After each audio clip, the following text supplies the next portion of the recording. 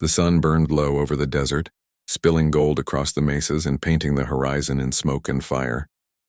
Jesse Cross rode through it like a shadow, coat flapping, hat low, rifle slung across his saddle.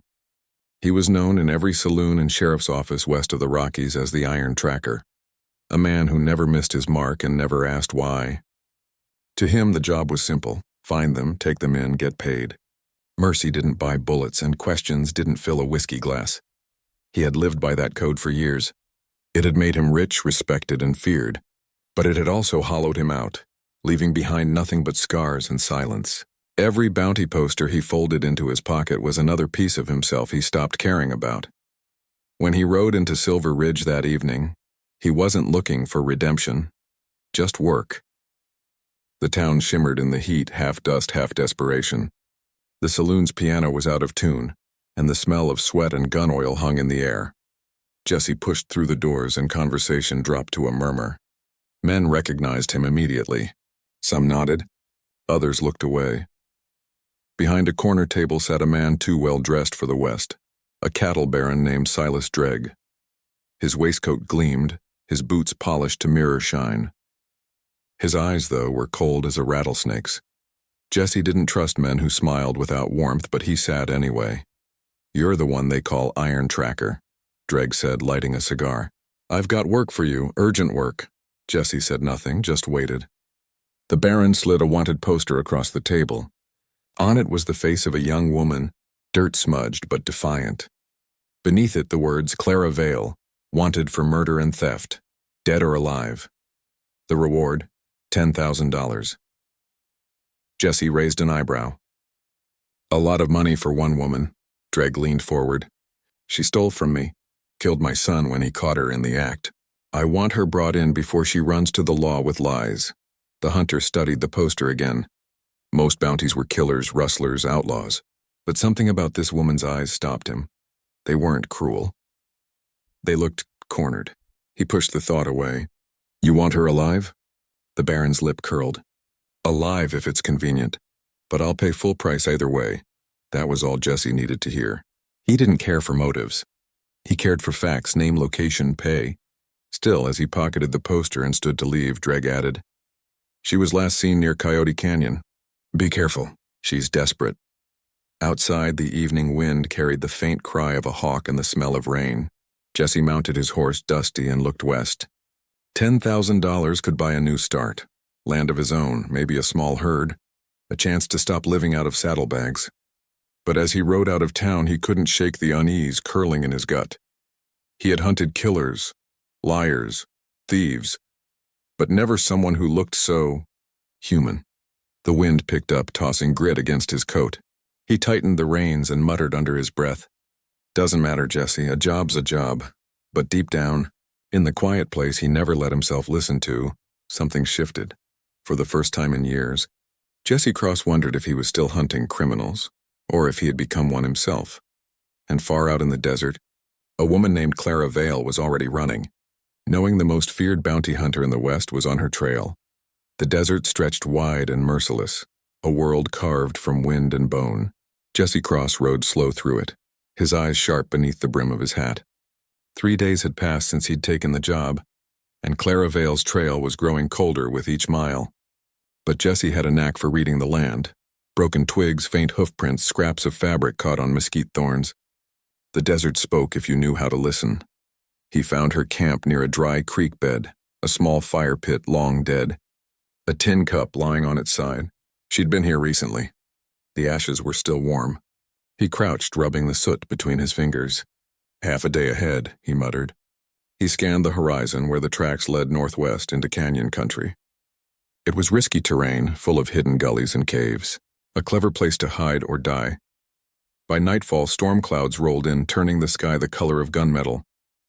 Jesse followed the tracks until he found her horse, a Palomino mare, hobbling near a stream, saddle still cinched, reins dragging. That wasn't a good sign. He dismounted, checked the tracks, and saw blood mixed with the hoof prints. Someone was hurt. Moving quietly, Jesse followed the trail on foot, every sense alert. The rain began to fall, light at first, then harder, washing away tracks and scent. He knew he had to find her before the storm erased the trail entirely. Then he saw her, She was crouched near a rock outcrop, trying to set a snare trap. Her left ankle was wrapped in a torn cloth dark with blood. Even injured, her hands moved quick and sure. Jesse raised his gun, stepping out of the shadows. "That's far enough," he said, his voice low, steady.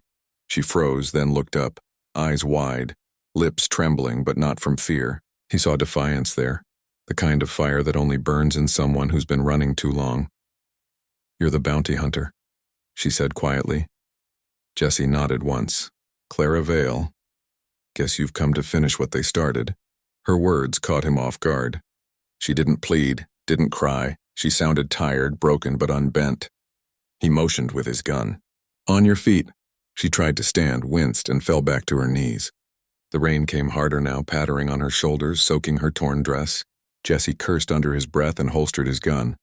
"If you're planning to run, you won't make it far." "Maybe I'm done running," she whispered. He tore a strip from his saddlebag and knelt beside her, binding the wound without asking. She watched him in silence, her breath shaky. "Why bother?" she said bitterly. "You'll just take me in and let them hang me anyway." Jesse didn't answer. He finished wrapping her ankle and stood. "You can walk?" "Not well." "Then I'll get you to shelter." She blinked in surprise. "You're helping me?" "Until you can move," he said simply. "After that, we'll talk about Silver Ridge." Her jaw clenched. "If you take me there, you'll be handing me to a murderer." Jesse's eyes flicked toward her, hard and questioning. "You mean Silas Dreg?" She nodded, rain dripping from her hair. "He killed his own son. I just found out the truth, and now he wants me dead before I can prove it." Lightning cracked across the sky. For a moment, her face was lit in the flash, pale, desperate, but honest. Jesse didn't want to believe her. It was easier not to. But something in her voice, it didn't sound like a lie. "Save your story," he said roughly, turning away. "You'll have your chance to talk." As he lifted her onto his horse, he told himself it was only to keep her alive long enough to collect his bounty. Yet somewhere deep inside, Jesse Cross felt the first splinter in his iron code. The storm had passed by morning, leaving behind a washed-clean silence. A gray mist clung to the canyons, and the smell of wet earth filled the air. Jesse had found them shelter in a shallow cave, dry enough for a fire and just hidden enough to keep them unseen. Clara slept fitfully near the flames, her face pale beneath a tangle of damp hair. Jesse sat a few feet away, sharpening his knife, though his eyes kept drifting toward her. Every instinct told him to stay detached. A hunter didn't feel for the hunted. But every time she stirred in her sleep, murmuring in fear, clutching at invisible nightmares, he felt that old code of his crack a little more. When she woke, she looked at him warily. "You could have left me," she said softly. "I could have," Jesse replied. He tossed another twig into the fire. "But dead bodies don't fetch much of a reward." She gave a small, humorless laugh. "So it's just the money, then? That's all it ever is." He didn't meet her eyes when he said it. For a long moment, only the wind spoke, sighing through the canyon. Then Clara sat up, pulling the blanket tighter around her shoulders. "You should know what you're walking into, bounty hunter," she said, voice trembling between exhaustion and resolve. "Silas Dreg isn't the man you think he is." Jesse looked over, saying nothing. She took his silence as permission to continue. "I worked for the Dregs. I was governess to his son Matthew. He was kind, nothing like his father. But Matthew found out things he shouldn't have. The old man's been stealing land for years, buying up homesteads with forged deeds, forcing families out with threats or worse." Her voice cracked, and she swallowed before going on. "Matthew found proof, letters, ledgers, signed documents. He was going to turn them over to the marshal. The night before he was to leave, he came to me for help. But before we could run, someone shot him. I barely escaped. The Baron blamed me, said I killed his boy and stole the evidence." Jesse stared into the fire, jaw tightening. He'd heard hundreds of excuses, every criminal trying to twist their story into something noble. But this one, it had edges of truth that didn't sit right to ignore. "You expect me to believe that?" he asked finally. "I don't expect you to believe anything," she said quietly. "But I have proof. Matthew's letter. It names his father and the crimes. I hid it before I fled." He leaned forward slightly. "Where?" "I'll only tell you if you promise not to take me back." Jesse frowned. "That's not how this works, Miss Vale. Clara's chin lifted, defiant even through the fear. Then you're no better than him. The words hit harder than she could have known. Jesse looked away, jaw clenched. He'd spent a lifetime bringing people to justice, or what passed for it. But what if all he'd been doing was serving men like Dreg, men with gold enough to decide who was guilty? Outside, thunder rolled across the distant ridges, a low growl that matched the storm brewing in Jesse's chest. He reached into his coat and pulled out the wanted poster, studying it again. The drawing didn't capture the woman in front of him. The poster showed a criminal. The firelight showed someone broken but brave. Finally, he folded the paper and tucked it away. "We'll ride at first light," he said. "Where to?" she asked, wary. "Somewhere safe," he muttered. Then almost to himself, "Until I figure out what's true." Clara looked at him for a long moment, her expression softening. "Thank you," she whispered. Jesse didn't answer. He just sat there, staring into the fire, knowing full well he'd just taken the first step off the only road he'd ever known. Dawn came quiet and cold. The desert air was crisp after the storm, carrying the faint scent of juniper and wet sage. Jesse packed his saddle with mechanical precision, though his mind churned like a stirred-up river. Clara sat by the dying fire, wrapping her wounded ankle with a strip of clean cloth. She didn't speak, and neither did he. Not at first. When they finally rode out of the canyon, the world stretched wide around them. The red rock glowed in the rising sun, and the only sounds were hooves and wind. Jesse rode ahead, keeping his eyes on the trail. Clara followed on his horse, her arms loosely around his waist. Every so often she winced when they hit rough ground, but she never complained. By midday, the heat had returned. Jesse spotted a faint trail leading up toward the pines, a place he knew from his bounty days. An old trapper's cabin sat hidden there, half forgotten, a good place to rest. He turned his horse in that direction. When they reached it, the cabin looked worse than he remembered, roof sagging, door barely hanging on. Still, it was shelter. Jesse helped Clara down and carried her supplies inside. She watched him as he worked, silent but wary, as if unsure whether to thank him or fear him. He poured her some water and said, "You can rest here till that leg heals enough to ride proper." She hesitated. "And then?" "Then we'll see." That answer didn't comfort her much, but Jesse wasn't sure what else to say. The truth was, he didn't know himself. Every rule he'd lived by was blurring, bending under the weight of her eyes. Later, as twilight bled across the sky, Jesse sat by the fire, cleaning his gun. Clara was cooking a small pot of beans on the stove, humming softly, a fragile sound that somehow made the cabin feel less empty. He hadn't realized how long it had been since he'd heard another voice not wrapped in violence or fear. She looked up at him. "Why do you do it?" He frowned. "Do what?" "Hunt people for money." He stared at the fire, the question cutting deeper than he expected. "Because I'm good at it," he said flatly. "That's not an answer." He glanced up, meeting her gaze. "It's the only one I've got." She studied him for a moment, then turned back to the pot. "Once I thought people only did cruel things because they were forced to," she murmured. "But I learned some folks do it because it's easier than caring." Jesse's jaw tightened. "You saying I don't care?" "I'm saying you look like a man who used to." The silence that followed was heavier than words. The fire popped, throwing shadows on the log walls. Jesse set his gun aside and leaned back, rubbing a hand over his face. He wanted to tell her she was wrong, but he couldn't. Not completely. After supper, when the night deepened, Clara sat by the window, staring out at the moonlit pines. "You ever think about quitting?" she asked softly. "Every damn day," he admitted. Her eyes softened. "Then maybe you already have." Jesse looked at her then, really looked. She wasn't the criminal from the poster, nor the frightened woman he'd found in the rain. She was something else. Strong, brave, and far too honest for a world built on lies. For the first time in years, he felt something unfamiliar, a stirring of peace, fragile, but real. Still, when she caught him watching, he looked away. He told himself it was nothing. Just the calm before another storm.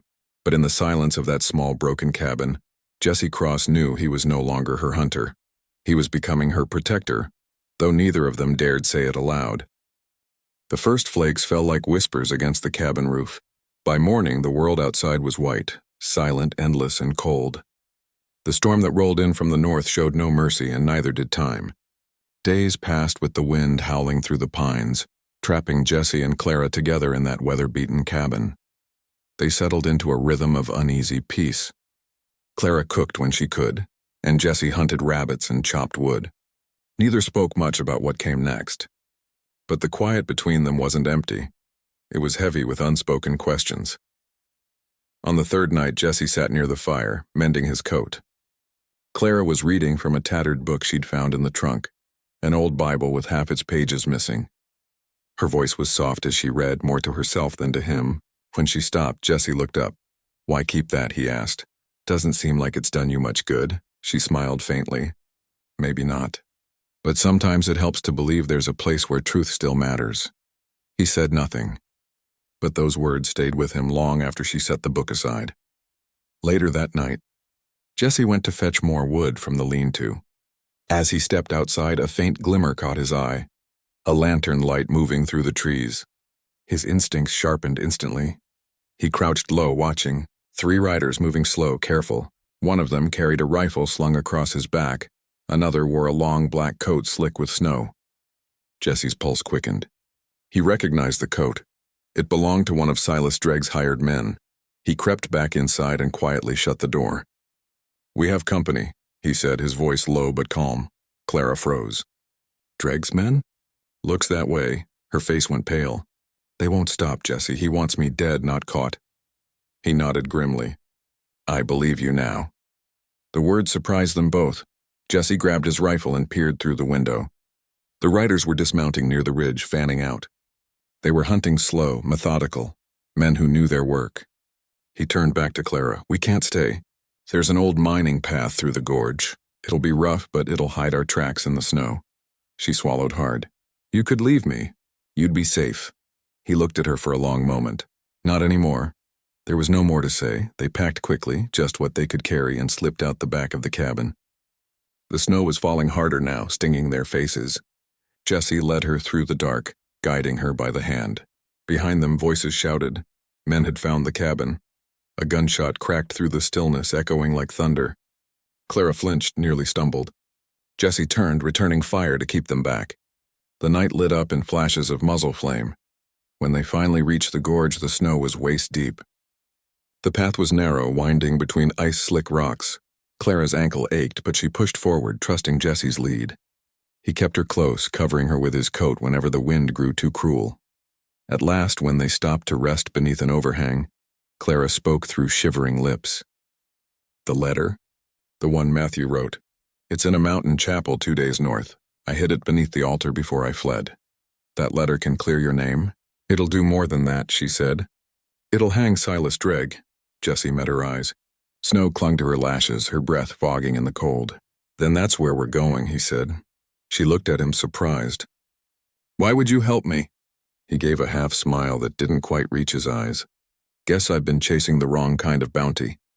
In that frozen canyon, beneath a sky heavy with snow, something changed between them.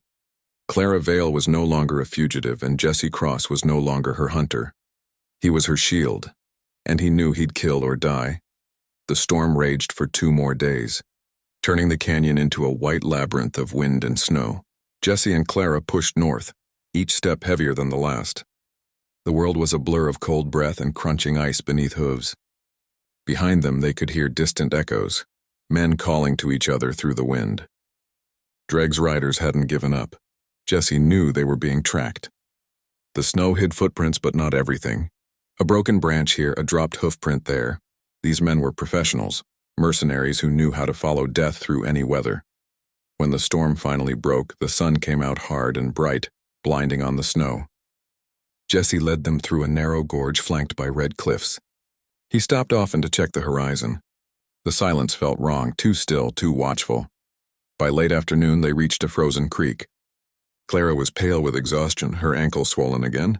Jesse helped her down, built a small fire beneath an overhang, and set a trap line in the trees. As he worked, she watched him quietly. "You've done this before," she said softly. He gave a faint grin. "Surviving? Every day since I was 12. No," she said. "Protecting someone." He paused, staring at the fire. Once, he said. Didn't end well. Clara didn't press. She just nodded, wrapping her blanket tighter. The silence between them wasn't uncomfortable anymore. It was steady, like the rhythm of their shared breath. That night, Jesse woke to the sound of a twig snapping. Instinct kicked in. He rolled over, grabbed his rifle, and motioned for Clara to stay quiet. A faint light flickered beyond the trees, lanterns moving slow. The hunters had found them. Jesse's heart pounded steady, calm. He whispered, "We move now." They doused the fire and slipped into the dark, following the creek bed north. Behind them, voices shouted, men finding their old camp. Shots rang out, echoing through the canyon walls. Bullets hissed into the snow like angry bees. Jesse pulled Clara down behind a rock and fired back. His rifle cracked through the night, hitting one of the riders squarely. Another shot grazed his shoulder, spinning him halfway around. Clara cried out, reaching for him, but he shook his head sharply. "Keep moving." They ran, or rather stumbled and clawed their way up a slope slick with ice. When they finally found a shallow cave, Jesse collapsed against the wall, breathing hard. Blood darkened his sleeve. Clara knelt beside him, tearing a strip from her skirt to bind the wound. "You're bleeding too much," she said, voice trembling. "I've had worse," he muttered through gritted teeth. "Don't lie to me." He smirked weakly. "You'll make a terrible nurse if you keep talking back." Despite the fear and pain, she laughed softly, a small, fragile sound that filled the cave with warmth. For a moment, the chase, the danger, the bounty, all of it, felt far away. When the laughter faded, she touched his hand gently. "Why are you doing this, Jesse? You could have taken me in and been rich." He met her gaze, the flicker of the fire reflected in his eyes. "Maybe I'm tired of getting paid for the wrong kind of work." Her fingers tightened on his. "You're a good man." He looked away. "Not yet." Outside the wind howled, but inside the cave, there was peace, a fragile kind built on shared danger and something deeper neither dared name.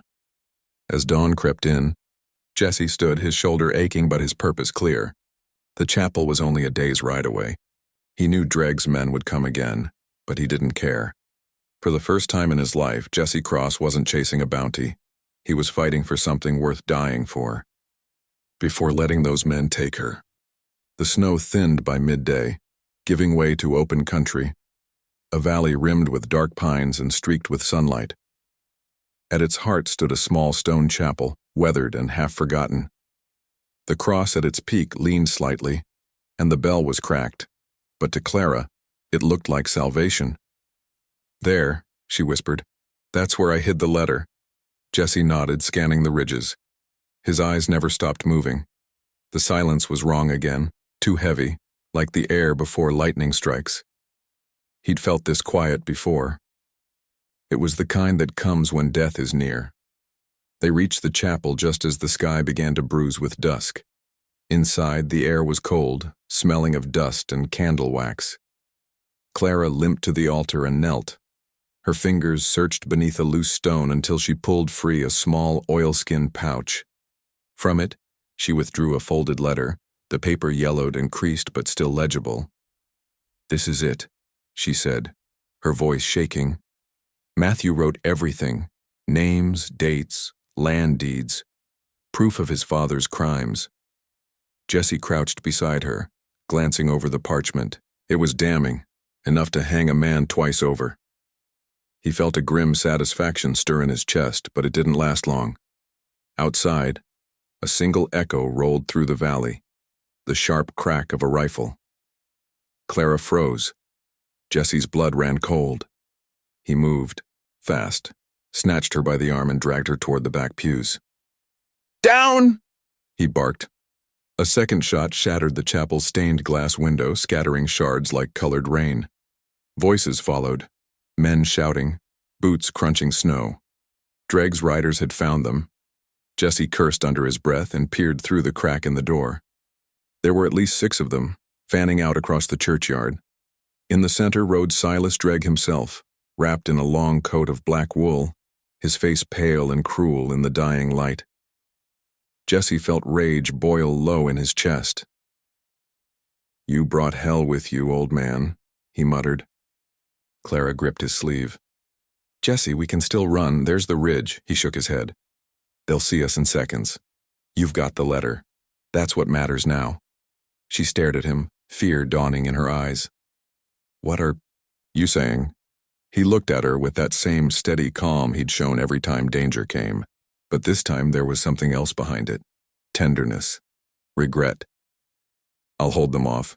You ride north. There's a town 10 miles out. Give that letter to Marshal Tully. He'll know what to do. No. She grabbed his arm. I'm not leaving you. You have to. His voice softened. If I fall, then at least one of us did something right. Tears blurred her eyes. Jessie? He brushed a thumb across her cheek, gentle, quick. Go. Then he was gone, stepping out into the open, both revolvers drawn. The riders hesitated when they saw him. Dreg sneered. You were paid to hunt her, Cross. Didn't think you'd turn coward for a pretty face. Jessie's jaw tightened. You paid me to hunt the wrong one. The first shot came from Dreg's man on the left. Jessie dropped him with a return shot so fast it was nearly a blur. Then chaos erupted, gunfire echoing off stone, smoke filling the air. Jessie moved like a ghost, taking down man after man, his body a blur of motion and instinct. But 6 against 1 was never a fair fight. A bullet tore into his side. Another grazed his shoulder. He staggered, still firing, still standing between Clara and death. When it was done, only Dreg remained, his gun shaking in his hand. Jessie's revolver was empty. Blood ran down his coat. You should have stayed a killer, Dreg spat. Jessie smiled faintly, crimson at the corner of his lips. Guess I finally found something worth dying for. The shot rang out, echoing through the valley. When the smoke cleared, Dreg lay in the snow, Jessie's last bullet lodged in his chest. The bounty hunter fell to his knees, the strength leaving him. From the chapel doorway, Clara ran toward him, calling his name. She caught him before he hit the ground. He looked up at her one last time, the storm fading from his eyes. You're free now, Clara, he whispered. Don't waste it. And then, with the faintest smile, Jessie Cross went still. Snow still fell softly as Clara held Jessie in her arms, his blood soaking into the white ground. For a long moment she couldn't move, couldn't breathe. The world had gone silent except for the wind whispering through the pines and the soft rattle of the dying fire from Dreg's camp. The storm had passed, but so had the man who had become her shield. When she finally rose, her body felt heavy, each movement a battle. She pressed a trembling kiss to Jessie's brow, then took the folded letter from her coat pocket, the very thing he'd given his life for. Her tears smudged the ink, but she didn't stop. She saddled his horse, tucking the letter safe against her chest, and rode north through the frozen dawn. Hours later, she reached Red Willow, a small town marked by the sheriff's office, a saloon, and a church spire rising above snow-covered roofs. The townsfolk stared as she dismounted, her coat torn, her face streaked with grief and blood staining her hands. She walked straight into the sheriff's office. The man inside, Marshal Tully, looked up in shock. Ma'am, you look like hell. What happened? Clara dropped the letter on his desk. Proof, she said, her voice hollow, of Silas Dreg's crimes. He's dead. But so is Jessie Cross. The name made Tully freeze. Cross? The bounty hunter? She nodded. He saved me. He gave his life so this could reach you. Tully opened the letter, his eyes scanning the contents quickly. As he read, his face hardened. Lord above, this is enough to bring down half the Dreg family's holdings. He looked up at her. You're sure he's gone? Clara's gaze dropped to the floor. I buried him beneath the chapel where he fell. The marshal stood. Then we'll see to it he's remembered right. I'll see to the papers, make sure no one calls him an outlaw again. For the first time she felt her knees weaken, not from fear but release. The weight she had carried since her brother's murder was gone, carried off on the back of a man who owed her nothing, but gave her everything. A week later, the town gathered at Red Willow Ridge where Jessie Cross was laid to rest. The snow had melted into soft earth and wildflowers were beginning to push through the frost. Clara stood alone as the preacher spoke. She didn't cry this time.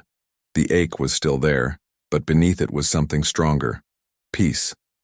When the preacher finished, she stepped forward and placed Jesse's hat on the grave marker. She had cleaned it as best she could, patching the bullet hole in the brim. "People will say you were the coldest man in the West," she said quietly. "But I know better. You just didn't have a reason to care. Until now." A breeze stirred through the trees, and for a moment it felt as though the air itself answered. She smiled faintly. Days passed into weeks. Clara stayed on in Red Willow, helping the marshal testify before the circuit judge.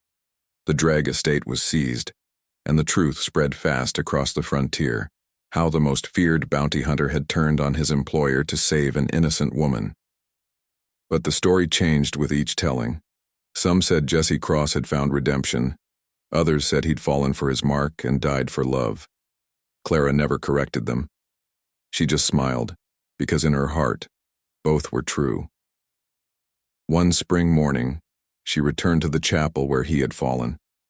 The grass was green now, and wildflowers grew along the stones. She laid a single white lily on the grave. "You found your peace, Jesse," she whispered. "And you gave me mine." A lark sang overhead, its song rising into the blue sky. Clara looked west toward the horizon he had once chased, and for the first time in years she felt no fear, only gratitude. She mounted her horse and rode on, her heart lighter, the letter long delivered, the past finally buried. Behind her, the wind stirred through the pines, brushing over the gravestone where simple words were carved by her own hand. Jesse Cross, the hunter who became a shield. He came for blood and found grace instead.